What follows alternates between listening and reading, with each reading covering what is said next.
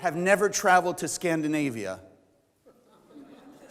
I was going to say Europe, but probably all been there. So we have people watching us from Scandinavia. So this gives us an opportunity to actually be there. If you think about it, we talk about being one and unified. That means if we here are thinking about them and they're thinking about us, where are we? We're over there and they're over here and we're all together, which is the whole name of the game, isn't it? At the end of the day, what would you and I like to have on earth? Peace. How are we going to have peace, which includes love, kindness, all the good things? How are we going to have it if not everybody's on the same operating system? Right? Like we often talk about, if you and I drive in England as we do here in Florida, right? We're on the right side of the street and they're on the left side of the street. What's probably going to happen quickly? Two people going to introduce themselves to somebody they didn't know 2 seconds earlier, right? Meanwhile, the car's a little dented. Why? Does it mean that one or the other is not a good driver or a bad person or some type of negativity? No. It just means we're driving or operating on opposite or different systems. So the Kabbalah is not about making everybody the same, but it's about putting everybody on the same operating system, which really, kind of the paradox is, allows us to express our uniqueness.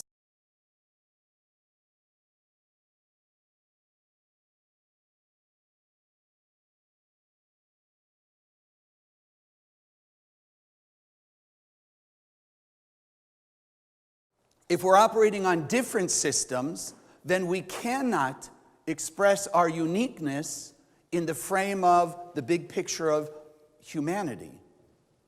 To truly be our best selves, we have to be one with everybody else. We have to be on the same system. And that's all the center is about. That's what Spiritual Sunday is about. Put us on the same operating system so that you and I and all the people watching us around the world are on the same operating system.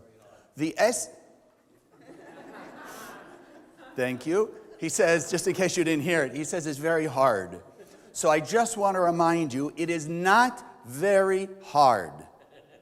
Why? I don't mean to be... What makes it so difficult? It's not hard. If I asked you like this, can you and I say the words? Can you say, I'm sorry? Yes. Let me hear it. I'm sorry. Thank you, I forgive you. No, just kidding. Okay. Now, imagine you're standing in front of a person who did to you something terrible, whatever you consider terrible. And now, can you say those words to that person? Maybe. Yeah, maybe, yes. You know, it's not quite the same as, oh, of course, I'm sorry. What made the difference? Was it difficult for the words to come out of your mouth in the first case? No, we can all say those words. It's easy. What makes it difficult to say those words is not saying the words. It's our consciousness about to whom, why, where, how, etc. We allow the opponent, that negative energy that's a parasite in our brain, to make us feel that it's difficult. Why should I say I'm sorry to the person who did the bad thing to me? Why should I? Because I want everything. I want all the good. I want all the things I can imagine in my brain that I have visions of that I can see in my life. More health, more peace, more love, more protection, more peace of mind, more serenity, more fulfillment. Any of you interested? Yes. Any of you interested? Of course, don't we all want it? So that's the whole issue. That's all we have to do. How many of you have ever heard of what goes around comes around?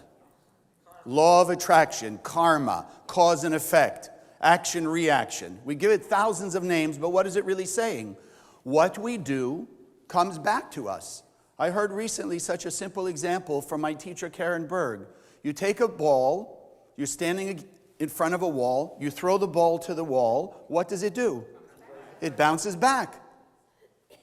How much simpler can it be? So we send out love, kindness, and compassion. the universe has no free choice but to bring us back love, kindness, and compassion. The only issue is, how fast do we want it? Instant. Unfortunately, we may not have prepared enough of a pathway to allow it to come back. You ever been driving and had a blockage ahead or detour ahead, anything like that? You're driving, you know how you want to go, you know where you want to go, but the block before you get there, suddenly there's a detour, right? Go another way. What is that telling us? That the road is not prepared for us to arrive in the usual way. We have to take a little longer path. So sometimes you and I, it's not the universe. How fast, if we would allow the universe, how fast would the universe bring us back everything? In a microsecond. So then when it doesn't happen instantaneously, it's not because of the universe. It's because we haven't prepared the pathway for it to show up. We are somehow blocking it from coming back to us. It could be our fear, it could be our doubt, it could be our insecurity, it could be 1,000 things. Doesn't matter what it is. What we want to understand right now is that I have to be open to receive with no doubt that just like throwing the ball against the wall, it's going to come back. So if I act with that person, that nastiest person you just had in your mind, and I can say to them, I'm sorry. I know the universe is going to take it, bring it around, and when I'm open and ready and it's the right time for me, it's going to show up back for me. If along the way, let's say it's a week, if along the way, 2, 3, 4 days into that journey of my result coming back this way, I start to think to myself, well, what happened? I don't know. I was so good. I said I'm sorry to this nasty person, and it's been 2, 3 days, I don't see it. Then what happens? I've blocked the road.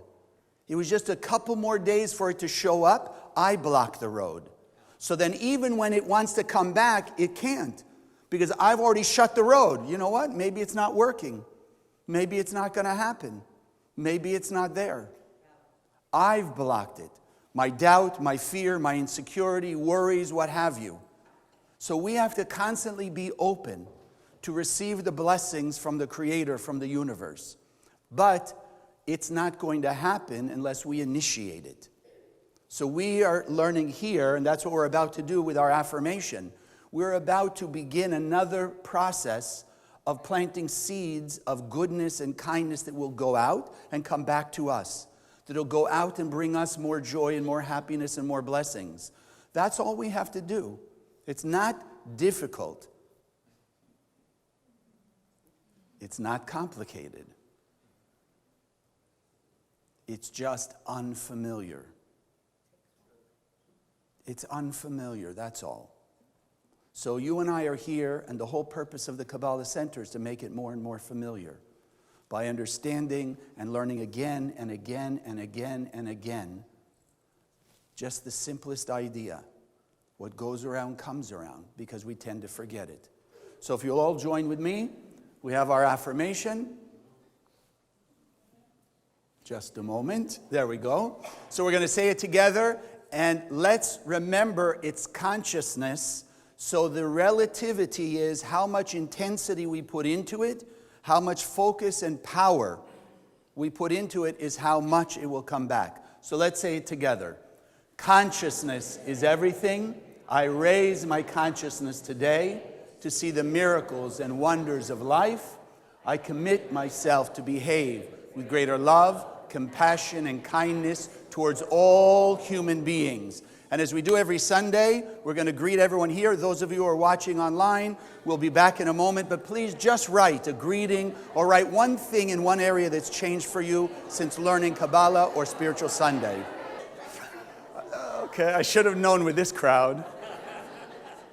How do you drive a foolish person crazy? Put him in a round room and tell him to sit in the corner. Now, we're all laughing at it. I can even hear them laughing around the world. And it sounds ridiculous. It sounds pretty silly. But unfortunately, we all act that way at some point or other. We act in one of the most stupid possible ways. If a person steals a stereo, what do they go home with? Stereo. Person steals money. What do they go home with? Money, right? We know it's not a good thing. I'm certainly not endorsing thievery, but at least from the physical material level, it looks like they stole a stereo, they go home with a stereo, and at least for some short amount of time, they'll have the stereo, maybe enjoy the stereo, etc. And then you and I know the law of cause and effect will mean it has to go away or they have to lose the enjoyment of it.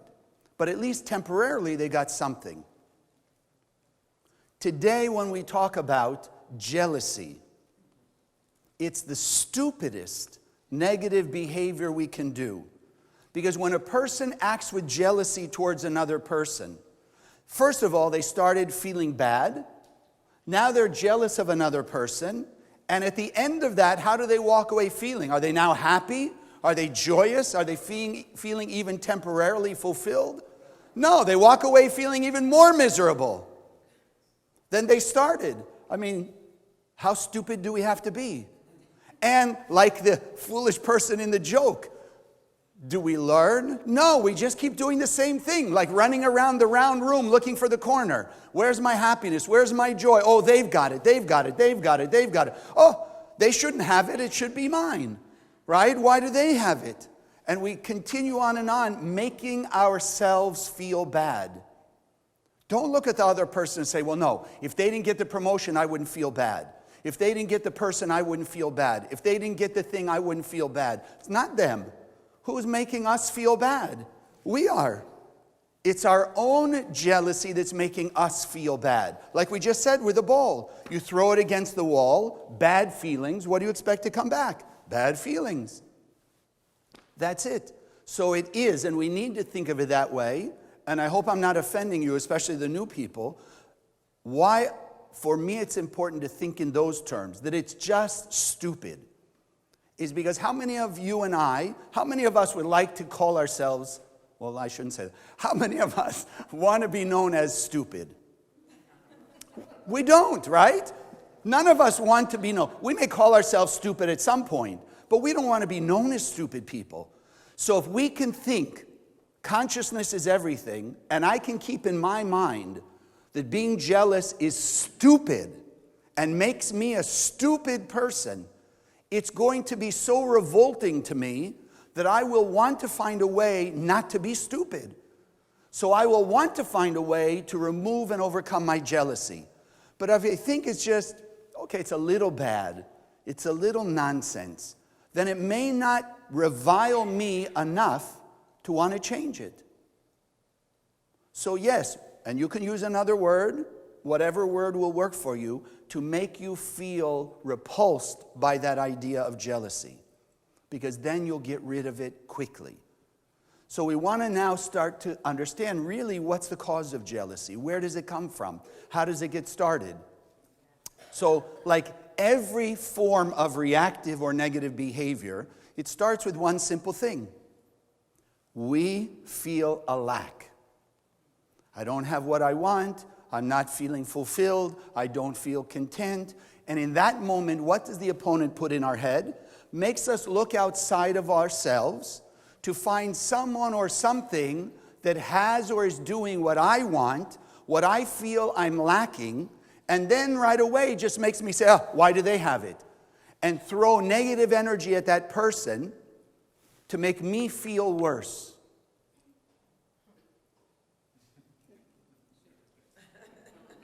I feel a lack, I have a vision of what I want, and then all of a sudden I see it somewhere else. Somebody else has it. So right away wakens my jealousy. That's the human side of us. But remember, we're not just human beings, are we?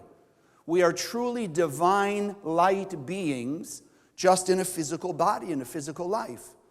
So the moment we find ourselves feeling humanly jealous, don't beat yourself up. Just change it.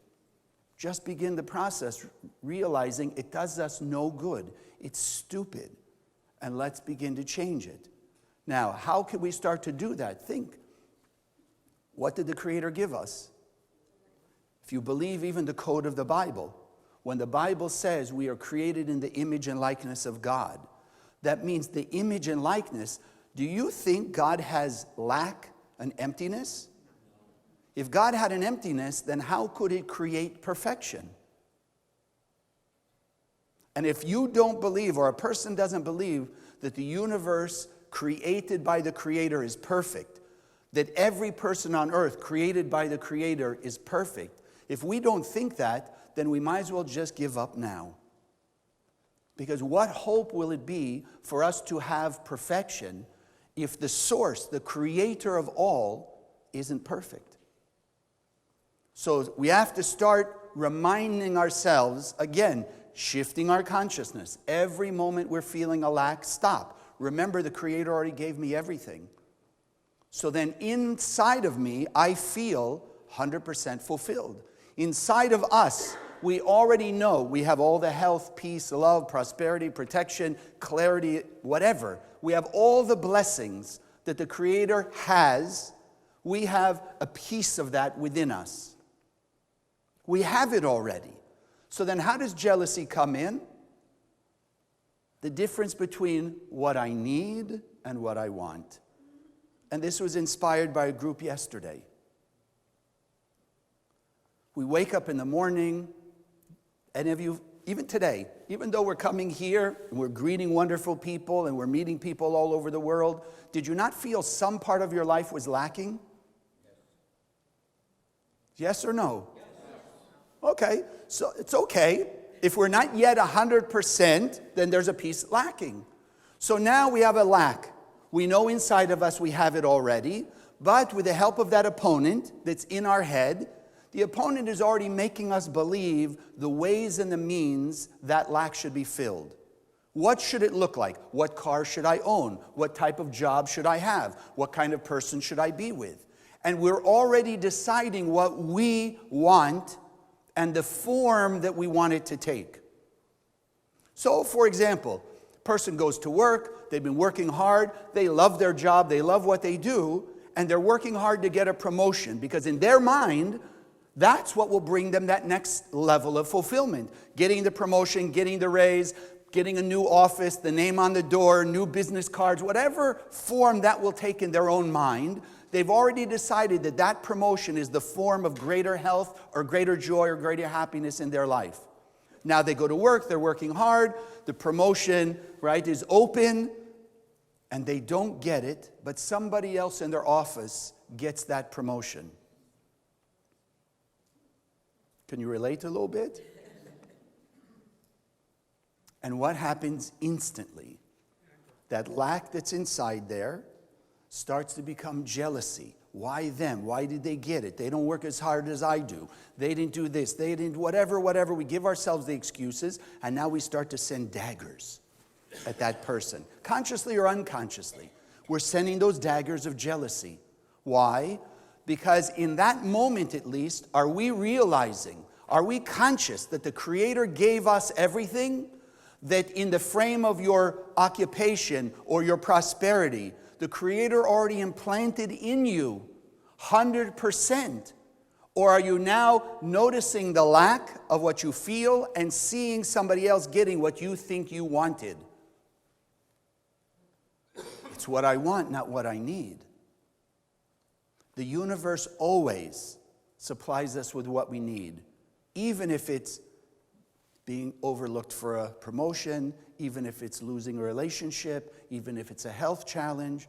The universe is giving us what we need to do what we came here to do. And I believe most of you have taken at least Kabbalah 1, so you know it's simple. It's not complicated to understand what we came here to do. In fact, we affirm it every Sunday. We all came just to take the light of the Creator that's in us and shine it out into the world. That's it. That's all there is. Just like projecting a movie. Went to the movie with Batya and I, we went with some students last night, invited us to a movie. So you go to the movie theater, and in one way or another, even with this fancy gadget digital stuff, some way or other, there's the film that's in one place, there's the screen that's in another place. if the film itself said, give me the movie, that's also stupid, isn't it? If you want to experience the movie, what does the film have to do? It has to be in some form projected on the screen and made manifest for all to enjoy. So then what the Creator implanted in us is similar. It's already there. When we look at the screen of our life and we don't see something or other, it's not because the Creator didn't give it to us, and it's not because it doesn't exist, and it's not because somebody else took it. Because nobody can. If the Creator implanted in us, then we're carrying around our 100%. You're carrying around your 100%. All of us carrying our 100%. So nobody can take it from us, and we can't take it from someone else. Even if it's the person that you took in a relationship, or the job you took, or whatever it might be, you cannot take from another person. Cannot. Because then you've just said that the Creator is limited, and the Creator didn't set it all out. So it's got to go back to our consciousness of just let it out. You want to see more good in some form in your life? Project it out there. Cause and effect. Shine it out there. You have the benefit. Others can also. If I want to watch the movie and I project it out there on a big screen, or like we did with the consciousness, with affirmation, if I want to be able to read it and say it and I project it up there, who else benefits? Everybody. Everybody who's around. So the same thing, if we're projecting greater love, kindness, and compassion, and tolerance and forgiveness and generosity and humility into the world, who benefits? First and foremost, us, because more coming out of us, a higher level of consciousness, which we all want, higher level of blessings and peace and harmony and fulfillment and contentment, and everybody else is being influenced by it also. And what would we rather have people be influenced by? Hatred, anger, negativity, resentment, guilt, and shame? Or love, kindness, compassion, tolerance, forgiveness, charitableness, generosity, humility, etc.? Which one? Choice number 2. Okay. All right. That's it. That's it. So who's it up to? Us. Each one of us decide every day. So we've got to keep awakening. Jealousy is stupid. It cuts off our good. Doesn't through the other person. The other person still has whatever it was. The other person still has a promotion. They still have whatever it is we were jealous of. So it's not going to change them, but it changes us. If you look biblically, 2 examples I'll give you quickly. One is, imagine if you had, millions of dollars, and you had tens of thousands of people who are looking up to you, who you were their spiritual leader. You were the influencer for those people. Big house, big car, like all the material things we could ever imagine. And even a high level of status. Why would we be jealous of somebody else who in our eyes has more? Lack. So there's a gentleman named Korach. If you read in the book of Exodus, Leviticus. Korach was a leader. Yes, he was in the generation of Moses, the 40 years we were wandering in the desert. But he had wealth, he had fame, he had fortune. He was a spiritual leader over tens of thousands, maybe millions of people. But for whatever reason, he looked at Moses and said, Moses, it's not right that you're the leader of everybody and I'm only the leader of part. And what happened in the end? He was swallowed up by the earth. Him and all of his wealth, all of his power, all of his fame and his fortune. Literally, the earth opened up and swallowed everything. Was the end of Korach. Based on what? His jealousy. Jealousy. Go back. How did the first murder in biblical history come about? Jealousy. Cain and Abel, 2 brothers. Cain was jealous of Abel. And therefore he killed him. And what happened to Cain? Here he's living in the Garden of Eden. What more could we ask? The Garden of Eden. Paradise, heaven on earth. But his jealousy caused him to do that act and be expelled from the Garden of Eden. I mean, imagine. How many of us have those moments where we're content, things going well, etc., and then the opponent turns your head. Look at that one. Look what they've got. Look what they're doing. And all of a sudden, that lack we woke up in becomes the only thing in our mind. Not the 80% that everything's going well. It's those couple things that aren't going well, and we happen to see immediately the person, place, or thing that has what we think we want to fulfill that lack. It's going to end not well. Not well. Because it causes limitation and disconnect. You want to know how bad it gets? Okay, I won't tell you. Think. For most people, the idea of death, right? What is death really? I mean, most of us know, we understand the soul is not mortal. It lives forever. So even when we say a person dies, it just means their soul left the body and it moves on into another frame of life, not death. They move on the same way. They just take on a body that we can't see, in a realm that we can't see because our perception is limited, not because the world is limited. So they move on. But now, relative to those of us who are still physically in the same body, death becomes a limitation. Death becomes a separation between us and the Creator, us and our good, us and our contentment. So it says in the Kabbalistic writings, the angel of death, the angel of limitation, the angel of lack and disconnect is full of eyes. Full of eyes. In other words, traditionally, what is jealousy? It's called evil eye. Whoever you are, whatever country you're in, think back and tell me that there's not some concept of evil eye. Everybody I've ever encountered in my 30 years in the center, no matter where they're from or their background, has told me there is something in their culture, evil eye.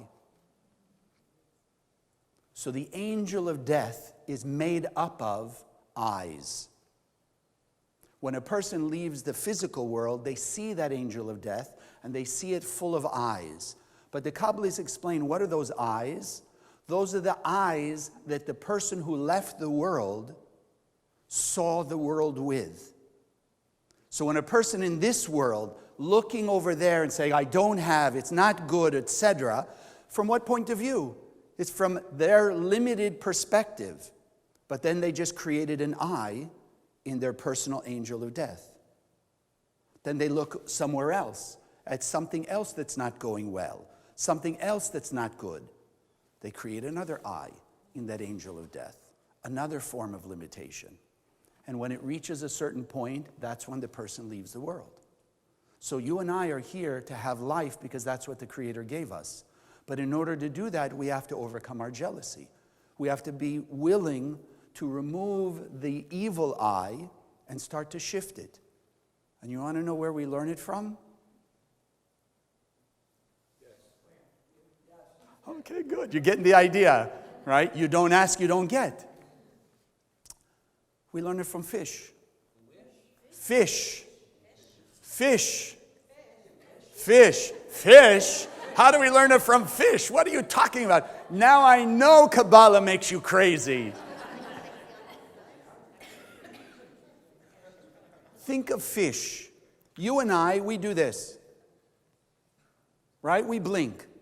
So you can give me all the physiology. We blink because our eye has to be moist, and it's like a little moisturizer on the eye, etc., etc. No, the Kabbalists say why? To help us overcome our jealousy. Now, there's even for a moment, we don't see a negative perspective. For at least a moment, we're not seeing what we don't have, what others have, what we're not getting, etc., etc. So it's blocking, if you will, our jealousy and our envy. Because remember, when we see it and then we feel it, where does it go? It comes up from within us, goes out through our eyes. You saw the person who had what you want. You saw what they're getting that you're feeling a lack of. That's the eyes. That's the eyes. So you think of a fish, even most animals, they also have eyelids. They blink every once in a while. But you ever seen a fish? Fish has no eyelid. They have no eyelids because Kabbalistically, the Kabbalists tell us fish have no evil eye. They have no jealousy. That's where we can learn the lesson. It's not about being fish. Don't say, well, I don't like to swim. How can I be a fish? Or don't say, but I've learned to swim since I was 3 years old. How come I still have jealousy? No, the idea is one, that what do fish live in? Water. Kabbalistically, what is water? Liquid light. It's liquid light. It's light. It's the energy of sharing, mercy, kindness, compassion, etc. That's what water is. So fish are constantly immersed in the energy of the light and mercy. And because their eyes are always open, what is it that they see? They only see the light. They only feel the mercy. That's where you and I have to immerse ourselves. We have to... Something going on here I don't know about. We've got to start shifting our perspective.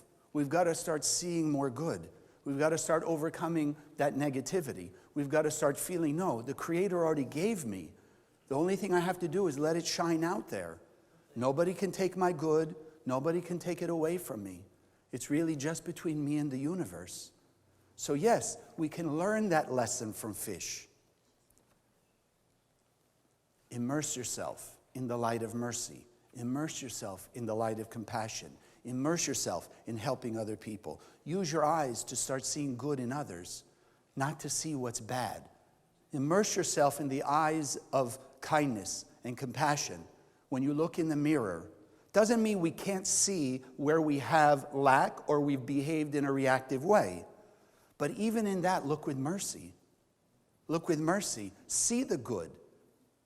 Like you would tell a kid, wouldn't you? If those of you who are parents, if they didn't do well on a test or whatever, and they're kind of coming home a little dejected, wouldn't you tell them, look, that's just the one test. I know you can do it. Just study a little more or push yourself a little more. But you would be their cheerleader. I know you can do better.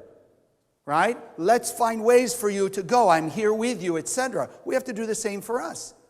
Doesn't mean we don't see where we need to improve, but we've got to be able to have mercy on ourselves to be able to improve. Because if you keep looking at what's not right and what's not going well and how many times you don't do the right thing, then what's going to be in your consciousness? The good or the bad? The bad. And like the ball, you throw bad against the wall, what's going to keep coming back to your mind? All the other bad things that you did. And not only that, if it's not enough what's going on now, then where will that opponent take you? Well, you remember when you were 3 years old and you didn't share your lollipop with Joe? Bad boy. And we'll start finding all the things we did because like will attract like. Our job is to see the light in us, then find the areas we don't share and go out and share. I'm sorry. If you have to, close your eyes. I don't know, maybe closing your eyes you see the other person more clearly. Okay, open your eyes. Whatever works for you. But don't see that nasty person. Look inside that person and also see the light. Why do you think they behaved in that nasty way towards you? Because they're content, they're happy with themselves, they're happy in life, they're feeling the fullness that the Creator implanted in them. Right? So they do the bad thing to you. Why did they do that bad thing? Because they also feel the lack. And their opponent overwhelmed them with the thought, but if they take it from you, in whatever form that was, then they'll feel content. Even if it's just for a moment. And so they did that nasty thing. From our point of view, why do they show up in front of us? Most of you know, I've shared the story, I grew up thinking I was going to be a doctor. Because I figured being a doctor was the way to remove pain and suffering from people. So imagine a doctor sitting in the ER, and in comes a patient, cut up, whatever, hurt, wounded, etc. And now you imagine the doctor looking at the patient, what's the matter with you? Why did you do such a stupid thing? What, are you an idiot? How did you let that happen? Why did you do... Could you imagine a doctor like that? Yes, okay. I mean, most doctors, if there's a wounded person, what mode do they go into? How can I help? How can I use the skills and the talent that I have to help heal the wound? Well, then you and I have to become spiritual doctors. When that person showed up in front of us, we have to see them as wounded. And yes, they're wounded because of their lack and their reactive behavior. But we, having this awareness and this consciousness, we have the wherewithal, we have the technology, we have the tools, and we are increasing our desire to help heal that person of their lack. Because if we can heal them of their lack, and we keep in mind that we're all in it together, then if they're playing the game of life a little better, with a little more kindness, love, and compassion instead of intolerance, jealousy, envy, and greed, then who's it better for? All of us. So as we can help heal them, we're also healing ourselves. Because only what comes out of us will come back to us. So when we have compassion on that person, and we can do something compassionate, and to remind you, it doesn't mean we have to hang out with them, be best friends, right? Be around them all the time. No, but we have to be able to send light to those people all the time. As we can do that, the universe will bring it back to us. And how many of us, even today, right now, can think of one thing we did in the last week that we're a little regretful about? No? You have no regrets about anything? Okay, good. The rest of you? Okay, it's just me and a couple other people. What can I say? So you look and you say, okay, I regretted doing that. Fine, but now go back and start sending light, not only to the you that did the act, but also to the other people involved. Just send light, because we're sitting here now. If we regret doing something, then we're living the regret. Don't live the regret and the lack. Start seeing the good and start filling that empty spot with light, with mercy for yourself and for others. Start to change it. I have a student told me not long ago, was jealous, was at work, thought they were working hard in their business. Well, about 2 or 3 years ago, the whole business collapsed. Okay, started up another business, working hard for a few years, not seeing the fruits like they used to. So recently he's telling me, admitting, bless you, which was the first time in all the years I know him, that he was willing to admit that he had jealousy of someone else. And once he opened that door, he started to remember and share with me how all his life he would have jealousy of people, whether it was in school, academically, whether it was in sports, whether it was in business. How he could work hard to achieve something, and other people could come along and, in his perception, not work hard, but have at least what he had, if not more. So the jealousy turned to anger. And he started to realize that he was just a nasty, judgmental person. And no matter where he looked and what he did, he would always see the bad. They're not doing it this way. Why aren't they that way? Why are they doing? Why are they doing and not getting? So I had to open up to him. And I shared with him what I'm about to share with you. A few years back, in another center I was in the morning, we have our time to pray and meditate. We make our spiritual connection. So for me, I do it, what I think, with consciousness. I make the effort. I want to connect myself to the infinite light, so my day will be a better day. I'll have more strength to share when I don't feel like sharing, to send light when I don't feel like sending light. So it takes me, let's say, an hour and 15 minutes, pretty consistently. This guy would come in. He'd come in later than me. He'd finish before me, and he'd leave. And after I'm watching this for a while, I start to, how can he do that? How can he be doing, let's say, in 35 minutes what takes me an hour and 15 minutes, and how can he be getting the same thing I'm getting? And I started to have jealousy. And then I started to realize one thing. First off, jealousy is, you can say it, it's okay. Stupid, it's stupid. So I started to hear the voice of my teacher saying, jealousy is the stupidest thing you can do. Then I went to the next level. I said, in my eye, he's getting the same thing I'm getting. Do I know that for a fact? I have no idea. I have no idea what his past is. I have no idea what he did in a past life. It's not my calculation either, whether he is or isn't getting. Because we learn here in the center, it's between me and the universe. You and everybody around me, my wife, my family, my friends, the students, the other colleagues, the teachers, everybody on earth is just a means for me to share mercy. A way for me to express a greater amount of my love, kindness, compassion, intolerance, etc., so that I can get more and influence others. So I can't be the judge of whether he is or isn't or was or wasn't getting more or less. Not my call. So if I know he got less than me, then what? Oh, then my opponent would say, see, ha, ha, ha, ha, ha. I'm getting more than you. Who cares? Who cares? Imagine, when you feel full, you ever eaten more than you should? You are so full, you don't even have room for Jell-O. Oh, now I know who's old in this room. Okay. You know, I say you're so full. At that moment, you're so full. Are you looking around at everyone else, what they're eating? No, you're so content and so full, you're not interested in what other people have or are doing. The same thing, if you're content and happy with what you do at work, you're not looking around at what everybody else is doing. When you're happy and content, you don't feel the lack, you're not looking at anyone else. It's when you don't feel content and you're feeling the lack, you look at everybody else.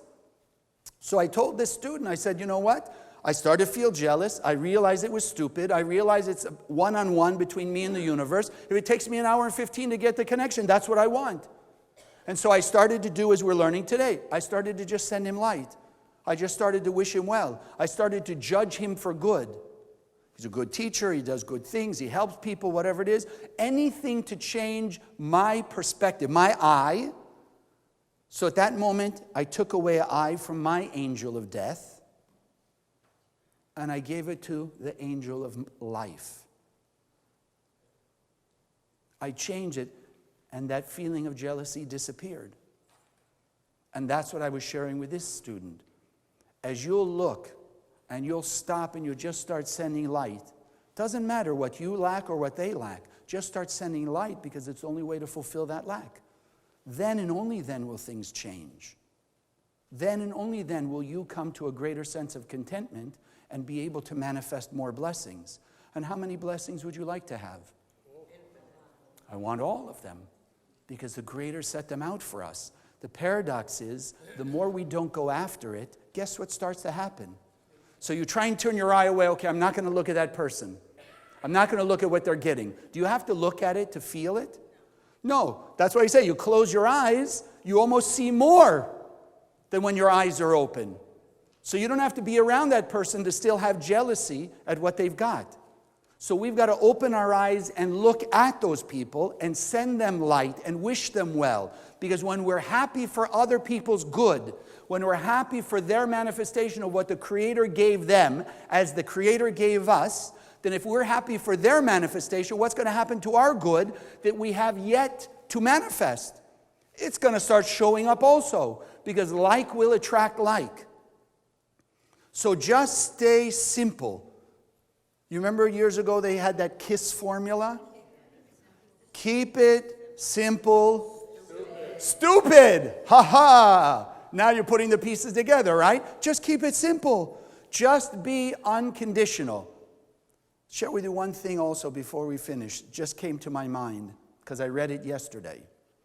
In Hebrew, Aramaic, which we know is the energy force of the universe, as we do with our meditations, the word for death, met. When you turn it around, it becomes tam. And tam in Aramaic means simple and pure. It says about Jacob the patriarch, he was an ish tam. So some people translate it as simple, like he was a simpleton. He lived 4,000 years ago. What could he know? But he knew how to teleport, telepathy, levitation, things beyond what we know. Why? Because he was just that pure channel of light. Everywhere he went, he just saw good. Everywhere he went, he spread light. So if we want to remove death and limitation from our life, then we also want to turn it around. Just think simple.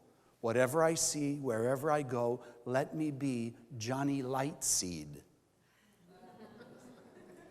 Planting seeds of light in everyone, everywhere I go, because then eventually it's all going to grow, it's all going to flourish, and it's all going to bring me and you and all of us back peace and harmony and love and kindness and all the blessings that the Creator set out for us. And as we will do that and influence others, because light is also contagious, just not negativity, light is also contagious. So as we decide to create a pandemic on earth of light, love, and blessings, there's no instrument, there's no drug, there's no vaccination, there's no nothing. Not even the angel of death can stop the pandemic of the light.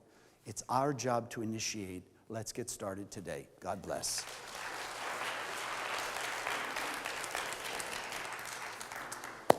So thank you for joining us. For those of you who are watching us for the first time, or those of you here for the first, how many of you are for the first time? Okay, great, very nice. Okay, so thank your friends for sharing this with you, and please make sure to keep sharing it. But this is the time. We are a charitable organization. The work that we do can only happen with your support, right? Up to this point, we don't have those kinds of annuities or endowments or whatever they are. Hopefully soon, and we'll be able to spread a critical mass of Zohar. But I want to share with you one more story. For those of you who are new, ask your friends about this, the Pocket Zohar. If you're online, you don't have one, contact Kabbalah.com and see about getting one. But it's a book of light, which literally just means it keeps us surrounded in the light. So about 6-8 months ago, I mentioned to you that there was a shipment of Zohar, 2 suitcases that went to Iran. Iran, you know the stuff that's going on with Iran. Well, this is the way we're changing it. So 2 days ago, I saw another one. This time it was about 6 suitcases that went to Iran. So there's more and more light that's being awakened and spread in that Middle East. Through Iran, through Iraq. I've shared with you about Lebanon, about Syria, a few other places that we have going on. It's your support that helps us to continue to do that, because the like will attract like. So as you and I are raising our consciousness, and we're coming to that greater awareness, that even though you're looking at Aramaic words, you understand that the things we call letters are actually light force particles. As we will hold that and make greater use of it, what are we putting out into the cosmos? Higher consciousness, more light, more understanding. And what will happen? More people out there will be awakened to understand or to come find out about this. And like we said, once we put everybody or a critical mass of people on the same operating system, then we've gotten rid of the angel of death, and the angel of life is just getting stronger and stronger and stronger till there's no more angel of death. There are no more eyes of negativity. There's only the eyes of love, kindness, and compassion. And then that will be fulfilled, which we all want. Heaven on earth, goodwill towards every person, etc. All right? That's where we're going. And it's getting faster and faster. So I want to thank you for all your generosity. And that's why we take this moment to just put our love and our blessing into your donation, into your gift. So those of you online, please join us. If I can ask you, hold your offering in your hands. Just put your light and your love in it. Remembering that everything we have comes from the Creator. It's already been given to us. We just need to project it into the world to have the benefit of it all.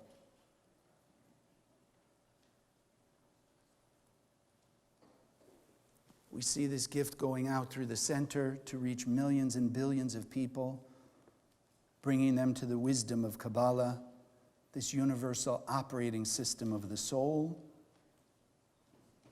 allowing them and us to be the best versions of ourselves, that which the Creator created, that which the Creator is constantly empowering, and that which we are coming to greater and greater vision of and manifestation of. And we open our eyes and we say, Amen.